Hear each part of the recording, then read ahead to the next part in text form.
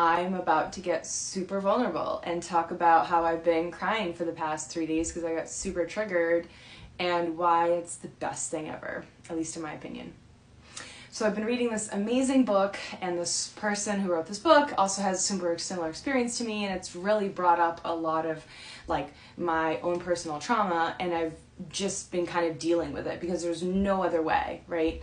I've cut away a lot of my coping mechanisms, so I'm just this raw, vulnerable nerve that is just open to the elements, and I'm sitting and dealing with it and crying a lot, and just being aware of what's happening. But in my opinion, there's no other way than through. Like, I have to climb this mountain because on the other side of this mountain, hopefully next month when I'm on vacation, is when good stuff happens, right?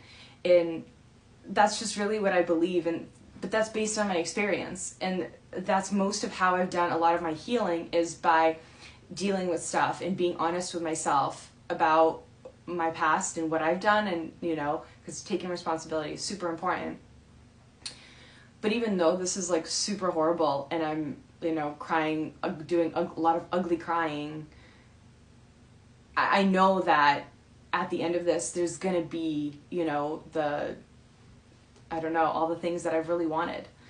And that's really what I've experienced along this journey, is when I'm willing to face something and deal with it and, really expose myself to it, even though it's really, really hard, that's where the good stuff comes from afterwards. And then I've put it away, and I didn't, shove it back inside and pretend like it doesn't exist and use coping mechanisms instead. I processed it, and it's like, okay, it's settled, it's been accepted. My inner child is happy now. But also, I'm not going to say that that's going to work for everyone. And I'm not going to say it's going to work for every situation, because there's some things that our brain pushes away because it's just too traumatic, and that's fine.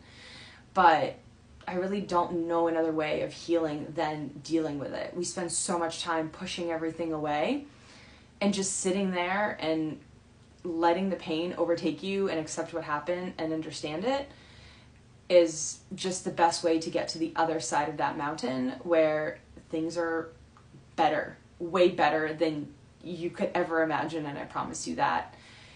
But I will say that I also have a lot of coping mechanisms that help me to do this in a great way, so that I'm not, like, I know how to go through that crying session and then calm myself down. So we'll talk about this more in another video, but let me know if you have any questions.